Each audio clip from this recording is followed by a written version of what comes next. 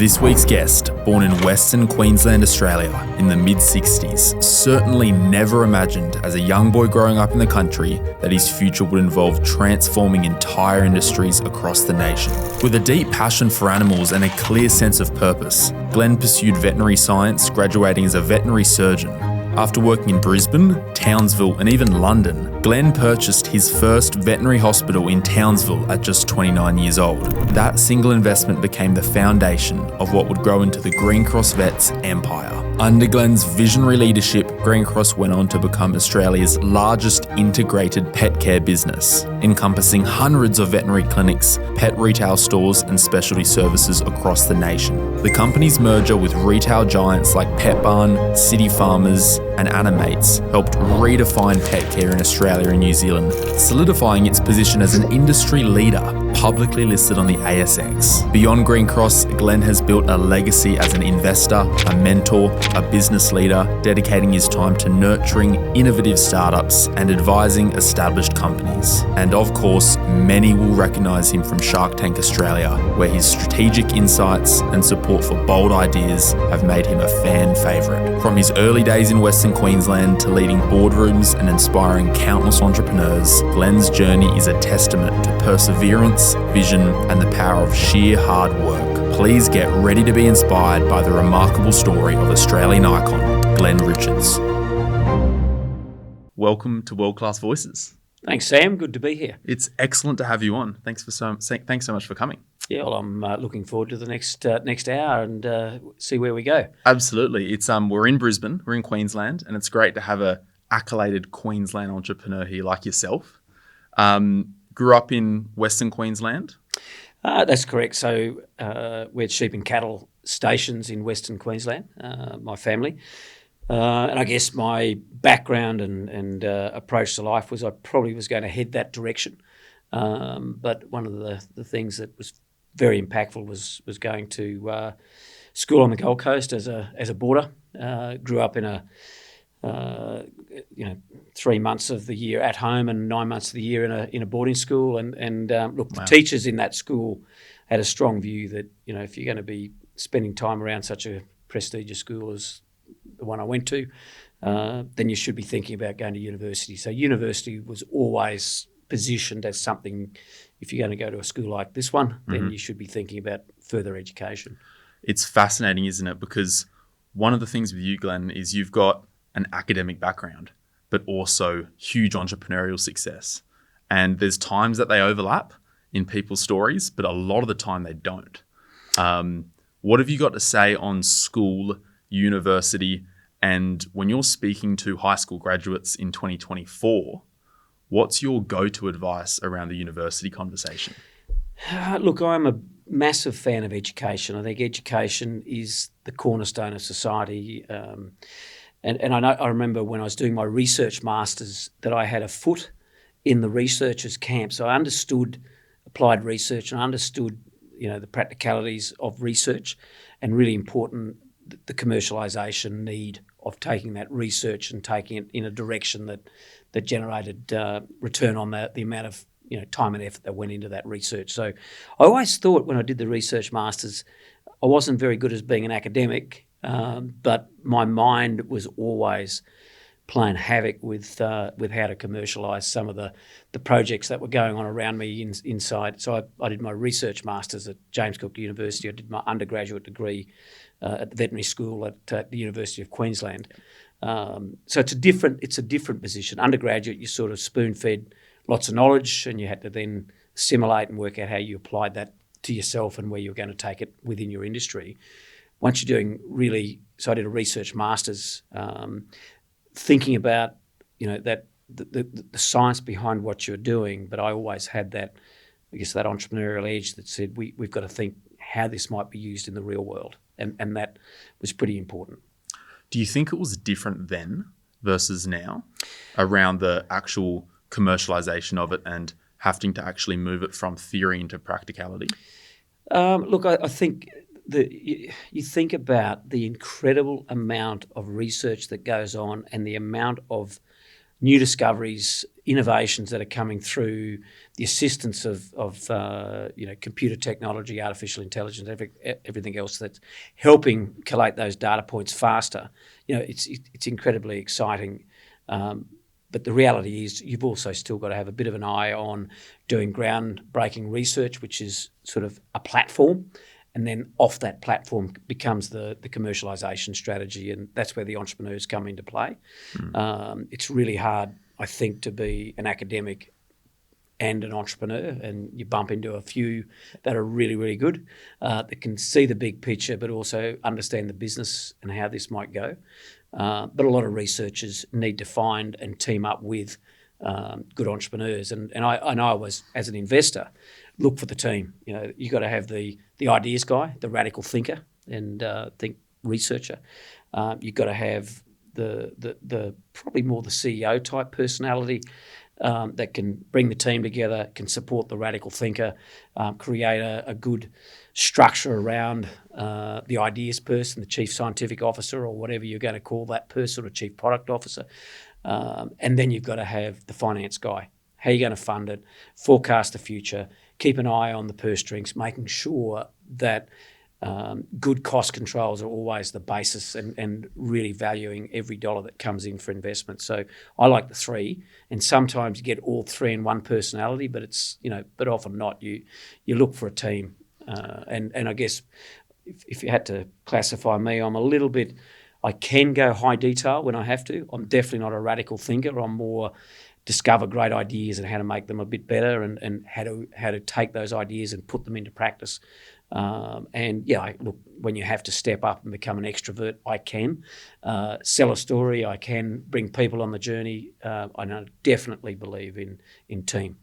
How do you take a team and create an environment to allow them to be their best, their discretionary thinking, their discretionary activity, to create and move the dial fast. Yep, it's fascinating. I think one big difference as well on the education front is the access to education that we have now.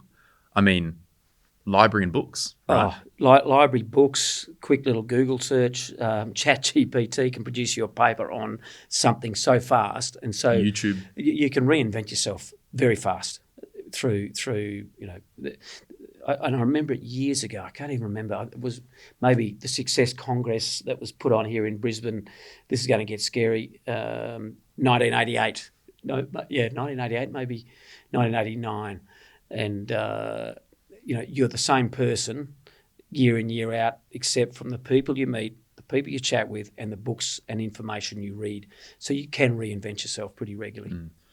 Around the front of building your team, do you think out of all the successful entrepreneurs you've seen, do successful entrepreneurs typically, are they broad or are they specific across all of the avenues that they've got to be competent at?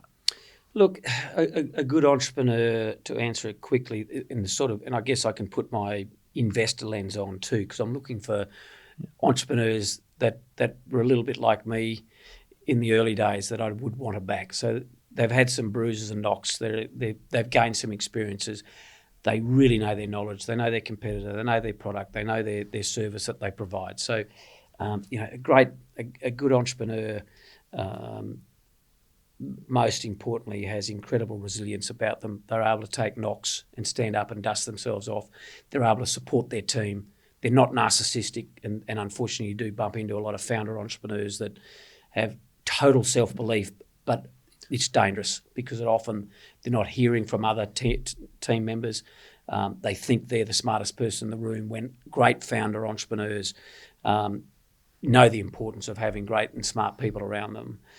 They're willing to listen to other people's ideas. They are good salespeople. They can sell and convince you to come into the team, to be part of the team. They go out and look for people to help fund, so shareholders, and they're damn good at finding customer and convincing people that use me or use our company. But at the same time, they are and should be always incredibly respectful of how hard being in business is. They should be really respectful of other people's money, really respectful of the relationship you have with suppliers and with customers and all those stakeholders, so that it's a mutual obligation across your stakeholders. So good entrepreneurs are authentic and see all that, but at the same time, so they have that often that little bit of self-doubt, which is useful to keeping an eye on the risks that might be there in front of you. Totally. I've got an interesting one. So if you were to start again, if you didn't have capital behind you personally, if you didn't have the knowledge you have now, if you didn't have the contacts you have now, would you start a company or would you buy a company? Because obviously, just to give context to everyone here, it's very popular to start companies at the moment. And not a lot of people, especially first or second time entrepreneurs, understand the avenue of actually acquisition, which is, I mean, roll-ups are your bread and butter. You've acquired many more businesses than you've started. And so I wanted to pose the question and get your thoughts if you were going back to day dot. I'd do it a lot faster, a lot better. Look, there's nothing bad about working the front line, and you'll hear me recommend it, and you'll hear people like Steve Baxter say it every day of the week. Get a good education, go and work in someone else's business and learn as much as you can, and when you're ready, go for it. But, you know, it bothers me a lot seeing people do that way too early when they haven't had enough support, enough mentoring from a workplace or from a good founder, or a good employer, or a good boss. But they go too early, you know, they haven't at least accumulated a bit of cash around them to get them through the first year when you've got to carry the company. So look, good. I think there is a certain time when it makes sense. You've got to have put a bit of cash away. You've got to have picked up a lot of knowledge and experience, so you can look at someone else's business model and know what is really good there, and the things that are the roadblock or getting in the way of good customer service, getting in the way of a great outcome for the company and the customer. So I think the timing's got to be right. And look, I look back on Greencross as a young vet, 27, 28 years of age, backing of my parents, bought my first practice. But gee, I worked the front line for nearly 13 years. And, you know, I still remember my last year as a frontline vet before we started the consolidated group of Greencross. I generated 3 times the amount of revenue as my other vets. So 3 vets would equal me just on productivity, on experience, being able to, you know, have a client base around me. So I was always fully utilised, always fully busy. I was, you know, very fast as a surgeon because over time you build up those skills, pretty good diagnostician, so you become highly productive. And you look at, for me, when I look at businesses now, how do we improve productivity gain? How do we bring up people and those experiences fast? And it keeps coming back to education, skills development, good mentoring in the workplace. And I look back on my time as a young business owner, I was horrible in terms of thinking about finding good mentors. Just didn't cross my mind that I should show any weaknesses. So I just ploughed on, made lots of mistakes. And I reckon, you know, Greencross, we probably could have done that, look, I think probably 10 years faster if I was willing to find out and reach out to good mentors, because the industry needed it. It was a cottage industry network of vet clinics, and that were, you know, the veterinary industry was just a mum and pop shows that we're not putting enough capital in. We're not prioritising education. We're not prioritising creating great workplaces. And the same in the pet care industry. The pet stores were a bit similar. They were, you know, they weren't sophisticated enough to really offer what was needed in the marketplace. So both of those, if I'd had the capital and the mentors, I reckon we could have gone a lot faster. Yeah. So to paint a picture, you're in Townsville. You've just bought your first veterinary hospital, which was then to become the first veterinary practice under Greencross. 1994? 1994. So I started the conversation late 93. I was in London working as a young vet. It was a really, as it is starting to get back to now, you know, a wonderful experience to head over to England and to work. And now England's re-engaged with the Commonwealth countries. Great opportunity to go back there. They're, you know, really favourable working visas now to get back into England. But anyway, lots of young vets used to head to England, do locums all over the place. So I was coming up towards the end of a 2-year stint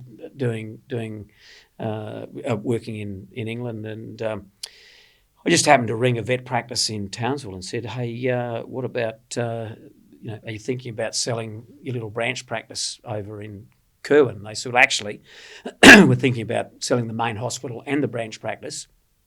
I said, "That's interesting. Who knows?" And they said, "No one." I said, "Well, look." So we started this conversation around, revenue, what they were selling, and seriously, within 7 minutes, we negotiated a price. They said, what they're after, because I was on a long distance phone call. It was costing lots of money, so I just said, "Look, how much are you thinking for the real estate and the business in 2 locations?" And they told me, and I went, "That's actually quite reasonable," because I'd done a fair bit of work around, and 2 years working in London, I'd done a lot of reading, especially on books that were, figured highly in MBA programs. So I had a good idea on how to value vet practices, and from enough information in that 5 to 10, it sounded like I was on Shark Tank, but basically in that 5 to 10 minutes, got enough information to be able to make an offer, and said, "Look, I'll check, make sure everything stacks up when I get back. But if everything does, that number makes sense, don't tell anyone else, and I'll be back in 3 months." Headed back to Australia via the Trans-Siberian Express, wrote my business plan for one vet practice in Townsville, which time I got to Beijing, I'd written a business plan for not only buying one vet practice in Townsville, for a network of vet hospitals right across Australia, more like a franchise. So from the beginning, that was the plan, the vision. The vision, because look, the industry was pretty tough. Highest suicide rate of just about any profession. And while I was in England, a report came out in one of the major newspapers there on all the different professions, and vet was the number one likely to suicide if you worked in the veterinary industry, compared to medicine, compared to dentistry, compared to a whole bunch of other professions. And so the industry needed better support for our young vets, or all vets, needed better support for our teams in terms of education, better equipment, better facilities, and the industry definitely needed better succession planning. So I was thinking about those big issues while I was also thinking about the one vet hospital. And I will say my dad made me focus on the one hospital, because I rang him after I'd had this chat with the people on the telephone and just said, "Look, Dad, I've negotiated for a vet hospital in Townsville. How do you feel about lending me some money? And even better, how do you feel about guaranteeing a bank loan to buy the practice?" And first off, he hung up, rang him back, and look, he was prepared to back me and support me once he knew what I was thinking about. So he said, "Can you write a business plan so I can understand what you're up to?" Right. And so at what point did you, I guess there's a lot of businesses that are run by a practitioner owner, whether you're a trade, whether you're in healthcare. At what point in the journey did you go, "Okay, I can't do surgeries anymore. I can't be on the front line. I need to be able to actually transition from kind of an operator into a bit more of a manager"? Yeah, look, we were getting busier and busier, and I think the point was, the number one thing when I realised I had to become a better business owner, I had about 5 vets working for me in Townsville, and I headed off on a 3-month honeymoon when I got married, and I got back and the business had gone back 30% after 3 months. It was just chaos, and I realised we had to get better at the systems and the controls and the things that you monitor, and get some more, I guess, sustainability to how our business was run. So it was a good slap in the face that was very Glen Richards centric, and I had to work out how to make it less focused on me as the owner, the operator, the vet, and the business owner, and move it more towards I guess the best way to describe Robert Kiyosaki, the cash flow quadrant. So, I was an employee, then I became self-employed, even though I had 4 other vets working in the practice with me. So I was self-employed, and when I was removed, it caused pain to the business, and so therefore I had to move up that quadrant into the business owner quadrant.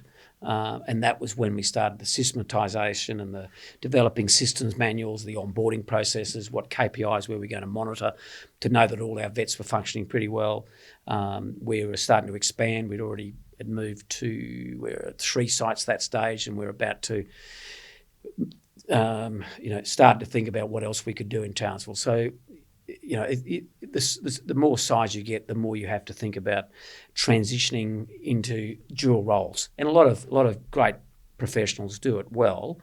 The way I approached it was simply, I continued to work 3 days as a clinician, and I purposely pulled myself right out for another couple of days a week to work on the business. So it was that catch cry of E-Myth, Robert Gerber, Michael Gerber, and working on the business versus working in the business. And that's when you are trying to be both, I found it impossible to do it on the same day. I was getting pulled one direction as a clinician and pulling another direction as a business owner, trying to play both games. And when I stopped and said, I'm a vet today, and on these days, I'm a business owner, and I'm not even going to be on the floor, so you can't get near me for a second opinion unless you really, really need me.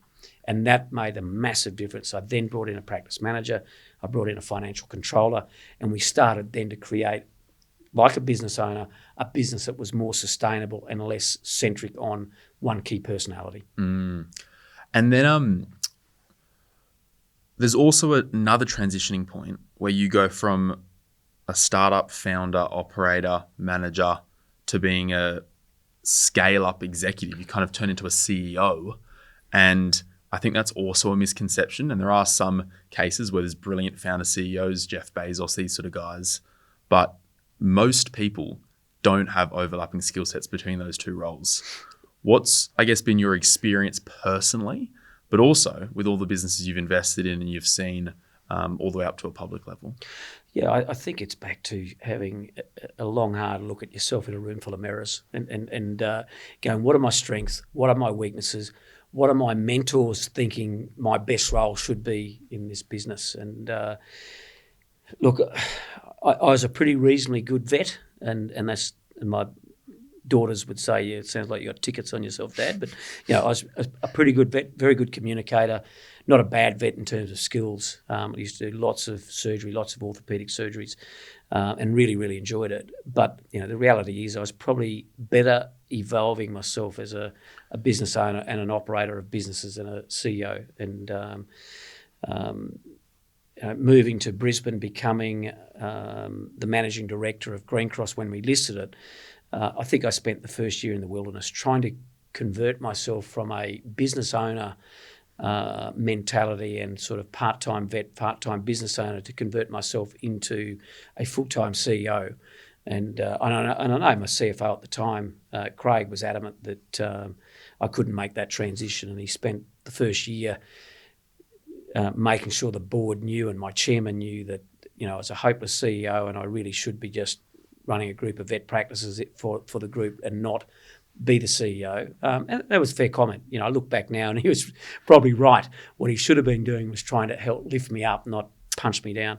That was the difference. And I had I guess enough self-belief that I thought I could reinvent myself. I was reading every book I could find on how to become a CEO, the sort of, how to read financial statements, how to interpret a balance sheet, talk differently, lead, exactly, all that stuff. How to be, how to create culture. When you go from interacting with most of your employees on a day-to-day or a week-to-week basis, you gently affect culture.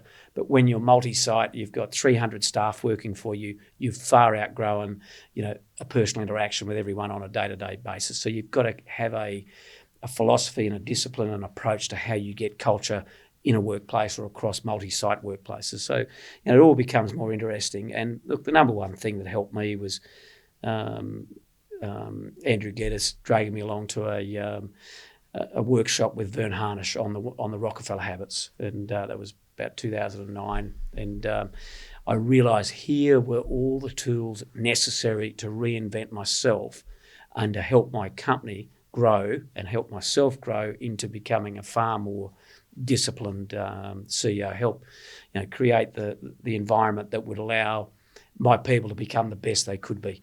I had this control freak mentality. I thought I had to know everything across marketing, across finance, across HR, and I thought I had to know as much, if not more, than all those people I was putting into those roles. The slap in the face was going to the Vern Harsh workshop and going, or the epiphany, probably more the slap in the face, was I don't have to know everything. I just have to find really good people and be able to challenge them with the right questions, create the right environment, and help mentor them to do the things we had to do to get chaos under control. The chaos we were creating at Greencross when we were a public company and we were acquiring, we were starting to acquire 1 to 2 clinics every month, and that's serious growth. Big impact on your cash flow, big impact on your team. How do you onboard? How do you, put your culture across multi-site? And I guess as well, you're merging and acquiring mums and dads' businesses, aren't you? Yeah, and look, I've probably made an art form of this ongoing. So, in the last 10 years, I think I've done more important work and better work in the last 10 years than I did in the 20 years that it took me to get Greencross to a $1 billion company with pet stores and vet hospitals, and the team that was involved in that. It's never just one person. So there were multiple founders in the vet team. There were multiple founders in the pet team, but being part of the team and being able to influence ideas and how we grow that was pretty important part of how I play. I'm a very good collaborator, and I think that's one of my strengths, that I don't ever think I've got the mortgage on the best idea. I really think you go into a room willing to hear the other person's position and influence and gently hope through persuasion the smartest and best ideas come out. And that's why it's so important that you think around how do you make geniuses rather than why do you have to be the genius every day of the week? You don't have to. You realise just put better, smarter people around you and then help get their best thinking, their best efforts, and magic happens. It seriously does. And we grew to a great organisation in Greencross and Pet Barn. I think the last 10 years has been really interesting. Evolving the largest allied health company in Australasia, helping evolve one of the largest talent solutions company in Australasia. We're evolving medical device company. We're evolving food technology companies. There's so much going on. So one of the largest cardiac science companies in Australia. So being part of those journeys, and I'll put my hand up every day of the week and say I'm just one of the team members, but I come in with some deep experiences in how to scale up and go to the next level. And I've also operated at quite a large organisation size. We at Greencross Pet Barn ended up with over 5,000 employees. We're a top 200 ASX company for quite some time while I was on the board and involved. So that those sort of experiences from startup through to large organisation is quite beneficial, and it brings some big thinking to any organisation I get involved with. How do you think the digital world and AI, the AI revolution, how do you think this is going to change the game of traditional business in Australia? It's I'm still honestly trying to get my head around it, because I'm playing with AI. Digital revolution. I get it speeds up the processes and the systems and how we do business. The AI part is it speeding up how we think now as well, and connect those data points faster and get the analytic part and get our assumptions speeding up a lot faster, because we've got so much more computing power and smart logic at play. I'm still getting my head around it. I know it's so important. We've just done a year-long project at Healthier. So we have over 400 allied health clinics, and we're introducing Lyrebird. And Lyrebird is a tool that sits there listening into the conversation between patient and clinician, puts all the notes into the system, creates a full summary of just what went down, including the diagnosis, the final diagnosis from the clinician, does referral letters, the lot, saving, we're talking hours and hours and hours of admin time. That's really good tech and digital activity working beautifully to make more time so the clinicians can spend way much more time with their patient. Patients obviously have to consent under Privacy Act, so that's fine. And then what are we going to do, really interestingly, with all those extra data points that have been created there to start, I guess, thinking about proactive healthcare in allied health. Where are we and how are we going to do it better to make our patient lives better? So that's going to be really, really exciting. Fascinating. But in terms of AI, we can see it and we know it's important. We're just not quite sure. I don't know. There's more geniuses out there that can see the journey faster than me. But having grown up, I installed computers in my practice in 1994. We went from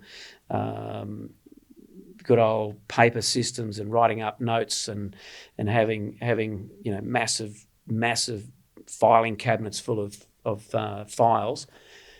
In 4 months after I bought my vet clinic, I put in a DOS vet aid CRM system, which pretty much got rid of all filing, and all we had to do was print out cage cards by the end and invoices and printed out receipts. And that was about it.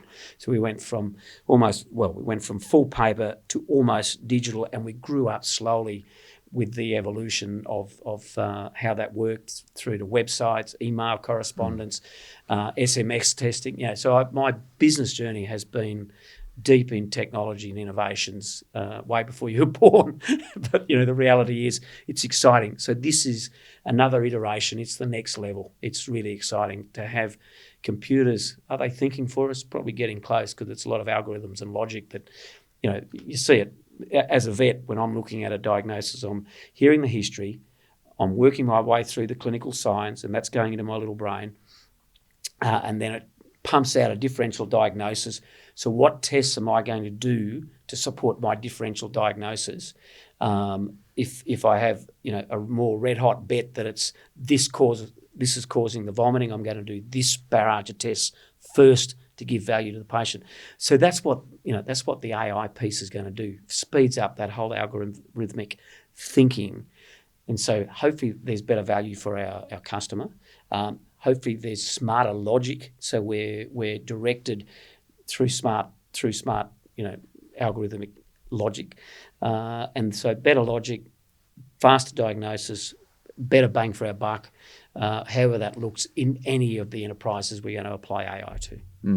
It's an interesting world. There's lots of use cases, and I think the big thing about the AI space and everything digital is it's growing at vertical rates. Exactly, and we all know we have to be involved. We have to somehow utilise it, get our toe in the water, and watch as it grows up. Now, there's going to be businesses that burn cash as they test the water and how they utilise AI, and there is others that are going to be slightly behind the uptake of it, but they're probably going to be the ones that don't burn as much cash, but aren't too far behind the evolution. Or actually, it's the revolution that's happening. Yeah, exactly. When you're looking at a business, a lot of founders, and I've done this plenty of times in the past, it's been something I've become a lot more aware of in the last few years, is you've got a product or a service, but then you need the distribution to the marketplace, the path to market, and how you're actually getting it in front of your customers' eyes, and are they reaching over this table wanting to grab it off you? Is that how much they want it? How do you look at, when you're analysing a business, product versus the distribution of it? Having burnt a lot of cash as an investor, on number one, tell me about the distribution and how we get into the customer, because you will die slowly and methodically trying to get to customer, because everyone else who's already got that customer is trying to protect them. Unless you've got an obnoxiously, radically good product or service that goes viral on every social media platform and they come looking for you, most products and services, there's something else in the marketplace that's already got a relationship with customer, and you're slowly trying to dislodge that relationship. So I am a massive fan of going, what is the smartest route to market? Who has already got distribution? Who's already got customer relationship? Who is trusted already there? Because the customer will hear about it or be introduced to it through an existing relationship. As I said, unless it's incredibly radical, like an Uber play, then it's damn hard to dislodge them. And so I look at the product and service, goes pure genius. And I've got two beautiful companies right now that are startup phase. They're pre-revenue, heading to market with a commercial strategy, but we won't get there unless we find the right route to market, the right distribution. And that's where you go and find who's already got that relationship and how do we work together in some sort of collaborative relationship, anything from just acquire us at a pretty good price through to, hey, do you want to license our product and put it in front of your customers now. What's the worst advice you find in the marketplace at the moment? Particularly, I guess, coming back to, it's brilliant. We've got education, we've got resources. People who are self-driven can go and learn themselves as opposed to an institution or as well as. But what comes with that is more information. Sometimes people don't know where to look. And also anyone can suddenly teach as well. Yeah. And so is there any consistent, things that are promoted in the marketplace at the moment around business advice that you just go, not it? Good question. You're probably seeing more than me. I guess I've got a fairly strong relationship with most of my CEOs now, and because I've been around investing or being an active investor for quite some time. Most of mine are scaling up to a point where, we probably don't. We're big enough to go out and find the right advice. But the one that bothers me the most is, what computer system and what computer platforms do you put in as you get to a certain level and have to acquire enterprise-grade software platforms to future-proof yourself? Because once you put a platform in, they're never coming out. So getting the right advice, it's always going to be way more expensive and a way longer input. So what we need is the oracles that sit somewhere, sorry, not the name of the software company, but the advisors that sit there and deeply can marry you up to the right platform, and that platform can scale up so you don't end up overcomplicating, over-engineering your platform requirements at this stage of your business. And I was looking at a business today who've put a really advanced system in, and they are spending way more to the point where it could bankrupt them because it's a complicated install, it's long, and and I just don't think it's the right software platform for this particular business. And that's the piece, I think, finding really, because we are in the digital age. We've all got different legacy systems that are there that are slowly changing, but we need to work out who you're going to back. Is it the Oracles, is it the Salesforce platforms, is it the Microsoft, Dynamics, or whatever size you're at? But that entry level for small to medium that then moves to enterprise, and you want a fairly long, seamless approach. And we all know cloud-based, it's got to be. So it's got to be that way, and then you can put AI over the top of all that data. So I think that would be damn useful, I think, for a lot of small to medium business, being able to have consultants and advisors or the right teams that come along and not just flog your product that they get the best margin out of. What are your favourite industries at the moment? Look, I love health because I've been in just about every different version of health. I've been involved in GP clinics, dental clinics, physio, podiatry, optometry, hand therapy, new diet, nutrition, exercise physiology, veterinary science. I've been involved in the pet care industry. I'm in the co-owner with private equity in camping and leisure with Austrail. I'm right across it. But I do like, I guess for me, what resonates, because you've got to have passion for what you're involved. So I love the concept of how to best support professional people, to be able to allow them to be the best they can be in their setting. So that's why I do love professional services and health professionals, being able to actually support them. It's highly emotionally fatiguing industries that I'm involved with, how to support them better, how to create collaboration, how to create teams, how to support and get productivity with them so that they have a fulfilling life. But I also do love food technology, and I love medical technology, medical devices. I think Biotech does my head in, how long it takes. We're talking a 20 to 30 year process generally to get pharmaceuticals into market. So I'm too old for that.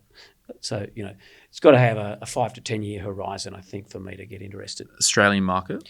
Look, I like global. I like, one of my food technology companies, we opened a factory in South Africa, and we recently opened a factory in Mexico. We're exporting to 17 countries. I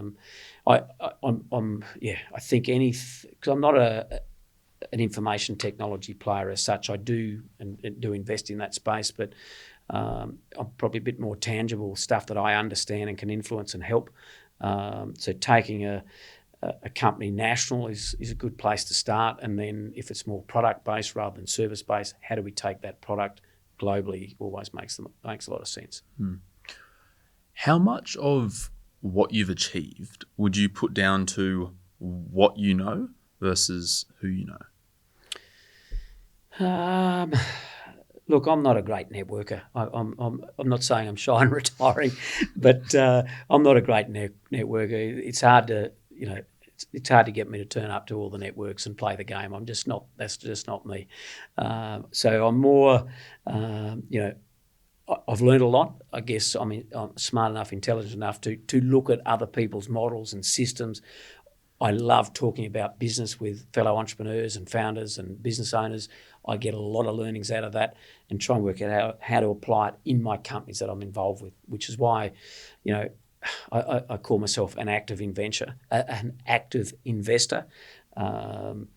or an adventure capitalist. It's an adventure to get involved with a lot of founders and entrepreneurs, and it's, I get it, and it's not downplaying the importance of their work. I just get a lot of enjoyment out of assisting founders and entrepreneurs evolve their companies, and anything I can learn anywhere on this planet and bring back and sort of throw in some thought bombs or help with strategy and the discipline of where we're going is really, really important.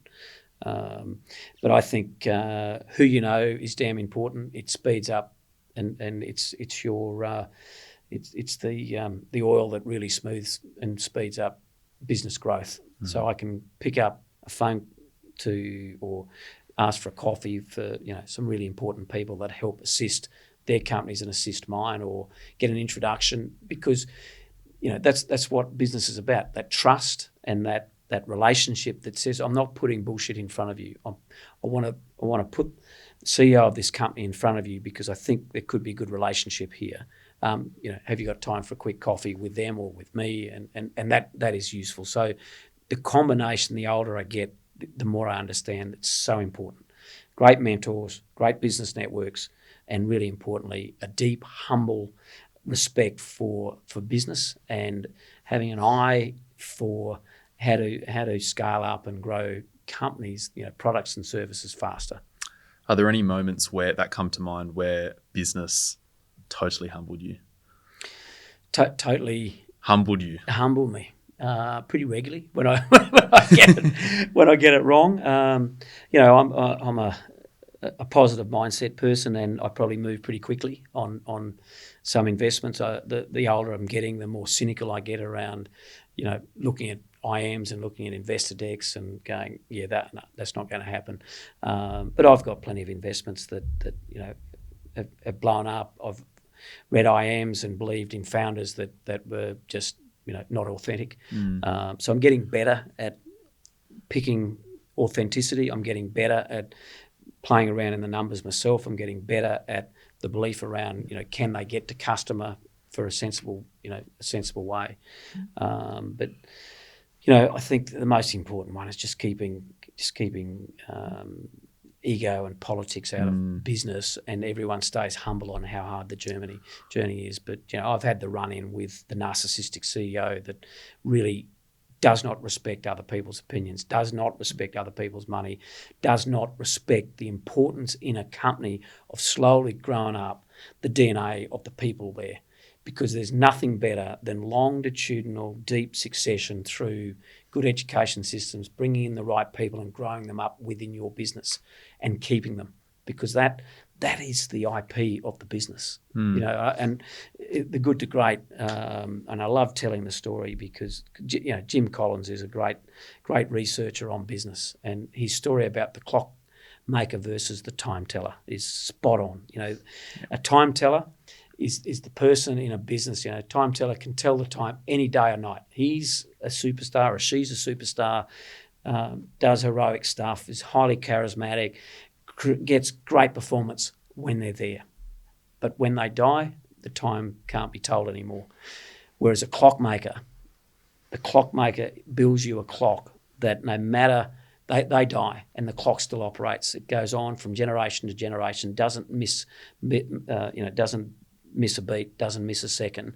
And that's what we're trying to do with our companies. We're trying to make them, like the clockmaker does, set them up so that their systems, their processes, their platforms, the DNA of their people, the way we grow people up inside this organisation are always there, regenerating opportunity, seeking out new opportunities, dealing with roadblocks, reinventing themselves, new ideas, new opportunities, and reinventing themselves. So the best organisations continually refresh, and they've got the power of their people and their platforms and their systems and their approach to be able to, to enable that to happen. And that goes on from generation to generation, from different CEOs to different CEOs.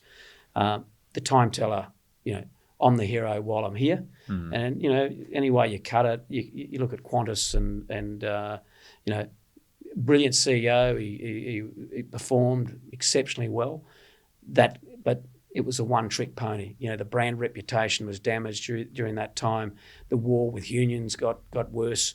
So I'm not going to, but it's a good, it's a good example of just being really careful that when you are a CEO, you are custodian of that business, and everything you do is trying to ensure that 5 generations on from you as the CEO, the business is still evolving. It's still got great culture. It's still got a mindset around, solving industry roadblocks. It's still got a mindset around staying fresh and reinventing its products. So, Apple is staying relevant, even though Steve Jobs is not there, because the power of what he put into that company is still ongoing. That IP, the collective wisdom from way back is still being regenerated in the current population of leaders that are there. I want to shift to something that I don't think spoken about a lot, but, as an entrepreneur, it's not your job. It's not your occupation. It's your life. And it really, you take it home with you. It's with you. You can't get rid of your mind, right? Yeah. And so you're thinking about it all the time. It's really an integration to your life. You've got a very successful, beautiful family. Yep. How have you been able to build everything that you've built? And are there any routines or things you've implemented to make sure everyone at home stays intact, the relationships are there, and that ideally they can actually be complementary all around? Yeah, I think you've got to be very careful when your mind is active all the time. Really important part when I was running as a CEO and growing a business, I was working 60, 70, 80 hours a week. I was anywhere in Australia. I did, start of the journey, say to my wife, look, I'll be anywhere in Australia between Monday and Friday, but I will be home with you and the kids Friday to Monday. Mm-hmm. We will sit down, and so we have a really strong habit of sitting down for dinner as a family, and throwing out conversations and just connecting and catching up with each other. That's key. I'm a runner, and I think running really does help calm your mind a little bit. So I used to finish at about 4:30, 5 o'clock. So it started about 7 o'clock in the office or wherever I was, but I'll try and get a run in before I got home. And that was the way of calming down between the office and home, and just get back to a calmer level where you could interact with your family at a fun level and not be brooding and thinking over the things that were causing pain. Do that on your run, let it tick over. So you got to run for at least 30 minutes before I get in the zone. And once I'm in the zone, amazing amount of problem solving happens. It just ticks over, and it's probably similar to meditation or yoga or whatever, but I'm a runner. Long, slow run, just ticking over, and your mind goes into problem-solving mode. By the end of it, some endorphins are happening. You're feeling better about things. You can go home and you can be far more social with your family, and that's really important. But at the same time, the funniest one is probably there is no head of the table. Our youngest in our family decided at some stage that she would be the head of the family and sit at the head of the table, and the rest of us just sort of rotate around and change chairs. So, and I think a little bit of that, you take that same mindset to, being the boss of a company. If you're a servant leader, you don't perceive yourself as the boss. You see yourself as someone who has got to support everyone around you and create an environment that allows, you bring the fun, you bring the optimism, you bring the energy, and you help support everyone around you. And it's probably similar in a family that, as parents, you want to bring fun and energy and support your kids and be there for them, quality and quantity. At times, it's hard to have quantity of time, but quality, so every weekend. So after I retired from the management team at Greencross, I didn't retire from business, I retired from the management team and moved on to the board. I was having a year off, and I said to my daughter at the time, my youngest one, and this is 2014, so 10 years ago, she's 7 years of age, I said, what do you want Dad to do? Is, what sort of fun do you want to have together? She said, look, we'll keep having lots of fun, but I want you to be on the roster for Kiss and Go at school. And I went, really? Kiss and Go roster. So I did the Kiss and Go, signed on in my year, that 2015, the year I was having off, signed on, first day of school, I'm on the Kiss and Go roster. Cars are coming round, and the little kid, hat jammed on, 5 years old, said, Daddy's coming, that's Daddy's car. I said, okay, round comes the car. And I'm putting this kid in the back of the car, and the dad's looking at the kid going, I don't know if that's my kid. And the little kid looks up and goes, that's not my dad. I'm going, what? Get in anyway, quick, there's lots of cars. So I nearly got sacked day one from Kiss and Go. So I had to admit that to my youngest daughter, Hannah, at the time, saying, Daddy nearly got sacked today. Got to be really careful how we do this. But, it is funny that kids just want to have time and quality time and quantity time. And you can't get around that if you're serious as a parent. But what happens is some of that other stuff has to go for a while. So it's on the business and working with the business, and it's making sure you're there for your family, and all that other stuff. Lots of sort of your colleagues and your friends out wider may not get anywhere near the time they should. You're definitely not playing golf. You are, doing something like running is lots of exercise in a short amount of time, and it also refreshes your mind, which is why I love running. Are there any other tricks and routines and things that you either do or also like have removed and don't do, which have impacted where you're sitting today? Look, I think the important one is writing your lists. Yep. Writing your list at the end of each day on what you're going to do the next day and prioritising those. Blocking your phone and your emails and doing project stuff at 45 minutes to an hour. Just don't look at your phone, don't look at your emails. You are focused and present on that project you're trying to get done. Having set time to make available for people that need access to you. So if the phone's going, I don't answer it.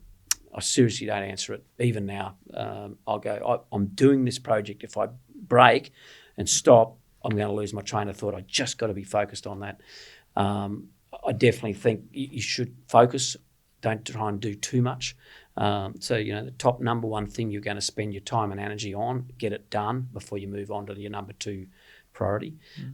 We put the Rockefeller habits right through Greencross. We put it through Healthier. We put it through people in my smaller companies. So the WhatsApp daily huddle, the weekly storm, strategic operational review meeting.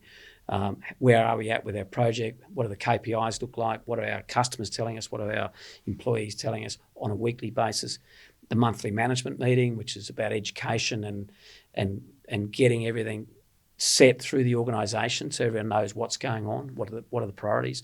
And then every 90 days in a fast-growing company, you've got to reset. What are the trends? What's going on internally? What's going on externally? What are our customers telling us?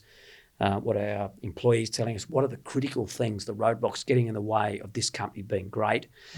Debate that all day long, whether it's a day or 2 days or half a day or 2 hours, and then agree what the company is going to focus their time and money on is so important. So that reset created a disciplined growth strategy, an intentional success, rather than, you put your annual goals up and you get to the 11th month and you all suddenly scurry around to get project stuff done. If you're doing it every 90 days, you're reviewing it and making sure it happens monthly throughout the organisation. If you're reviewing weekly, where are we at with the priority for this company, the projects that's supposed to happen related to that priority, and then the daily, what are you working on, what's stopping you do it? And really powerful, the Rockefeller habit. So that meeting rhythm generated, calmed down the chaos and got us heading in a direction really powerfully. So the things that we focused on and agreed were important during the resets, that's what we focused on. So some of those habits are still with me, still do my lists, still do my running. It's great not to be in a frontline CEO role at all, because that's what they have to do. I get the opportunity in a number of my companies to be part of those strategy resets every 90 days. And I go, see you guys, away you go, get on with the execution piece, and I'm back thinking about where we might need to go. When you look at your portfolio holistically, are there any other asset classes you've spent time deploying capital to? Obviously, real estate, public market. Yeah, I took a strong view, and I remember way back listening to Bryce Courtney talk about the power of one, a book he wrote. And he was a fairly successful marketing guru and made a lot of money, gave all that money to his accountant, put in a trust fund to invest, and the accountant made off with a lot. So he had to go back to becoming a marketing executive while he was writing The Power of One. And I always thought, I'll never trust one single person with all my dough. So I have a view. I have real estate portfolio. I have 4 fund managers that I use to invest money with. I have my scale-ups that I make decisions on. So the scale-ups are companies that are growing up, likely to end up in a trade sale, maybe listing, maybe merging with others, or maybe sold to other organisations. And then I have my crazy startups that I invest, and I do love IT. I'm just in the process of finalising due diligence on a product that's going to go global called Metaluma. It's a platform for supporting women, educating workplaces, and supporting women with menopause and perimenopause. Very strong digital strategy around that. A lady who's deeply experienced in health and wellness apps, partnered up with a great doctor, and I'm probably going to invest in that. So it sort of touches it's wellness and health. It's health professionals. It could go global because it's a platform. So that one could be really exciting. So watch this space. But as I said, I love startups, but I'm getting to that age where I know it takes you always think it's going to be 3 to 5. It's 10 years. Every day of the week, most startups are 10 years before you get to a place where they're commercially viable and growing really fast. Scale-ups are more, that 5 to 7 year relationship. So that's why I've been concentrating on scale-ups for the last few years. Still making some investments in startups, but spending a lot more time assisting founders that are already successful take their brand of whatever they're doing, their business model, and make it bigger, better, stronger, with more, I guess, sustainability around it. And is that like as a minority investment structure, or? Look, I that was another one of my investment theses. I went out looking for 38 to 42-year-old experienced business people that had probably had the brush with the valley of death, with businesses nearly going broke. So they deeply respect how hard business is. They know their competitors. They know their industry. Quite happily with male or female founders and CEOs. Very supportive of either. Industries that I sort of can add value to helps. Coming out of professional service makes sense. I've got some experience in retail and design, wholesale, and sourcing out of China and all those things between Pet Barn and Austrail, so I can add some value there now too. So I'm fairly, wouldn't say agnostic. I do love food. I do love coming out of an agricultural industry as a young guy. I do love food, but I've worked out you don't want to be the price maker or the price taker. So some sort of technology that helps assist food, extend the life of food is where my headspace ended up, rather than food waste. medical device. It's a bit faster into the market and does save lives. So, those are some of the things that I've been exploring. But I still have the different buckets: really safe real estate, fund management, funds under management, the scale-ups that are reasonably safe, but every now and again you'll get one that blows up, but most are pretty good. And then the startups that is more of a platform approach, that you have to make 10 to 20 investments in startups, because 2 or 3 will make it and go out of control, hopefully, but it will take you, 10 years or so. How much passion do you need to see that a founder has in their business, or do you have to have in a business? Because you mentioned passion's important before. I see a lot of the time people are too passion oriented and not commercial oriented enough. I think, and we can't confuse that with blind optimism. You meet the founder who just deeply believe the world needs their product or their service, and that's dangerous. It's like, I love plants. Yeah. Is there an opportunity for that? Exactly. So the reality is that they're very difficult to mentor. They're totally focused, obsessively so, which is good if you think you can mentor them a little bit and you think their obsession is probably in the right direction. But you meet a lot of narcissists that won't listen to others, won't assemble the team, won't evolve a team with them. So I'm very aware you've got to be finding founders that are passionate. They know what they're doing. Often they've done it before, or they've had their experiences and now coming round again with a much better attitude, approach, willing to be collaborative, all the normal things that happens. But I look at a couple of companies that I haven't invested in because I just didn't trust the founder. And occasionally I'm proved wrong, which is really good. I'm really pleased for them, but I wish I had invested. But look, the reality is, it's anywhere in the world, someone's coming up with a brilliant new idea, and it's not just you. So they've got to be able to assemble a team, be able to think about how to get market share, how to get customer, who they might partner with to get distribution, how to source most efficiently, how they can evolve their company with the least cost, development of product or service. So all those things are important. But I am so pleased when I bump into some really amazing businesses, and I do judge a couple of entrepreneurs. I was involved in Ernst Young Entrepreneur of the Year, some amazing businesses there. Australian Business News, I judge all the young entrepreneur comps in every capital city, and amazing businesses coming through.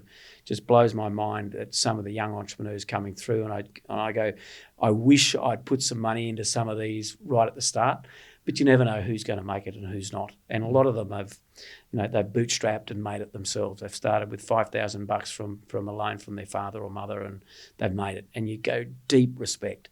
But they're the ones I like getting hold of as they come up and through, and go, don't forget mentors, don't forget to stay humble, don't forget to assemble a team smarter and better than you, and you stay obsessive or passionate and optimistic about what you're doing, but put others around you to highlight the risks that you might encounter as you go along. Amazing, Glenn. Thank you very much. Wonderful, Sam. Thank you for the conversation. Really enjoyed it. Cheers.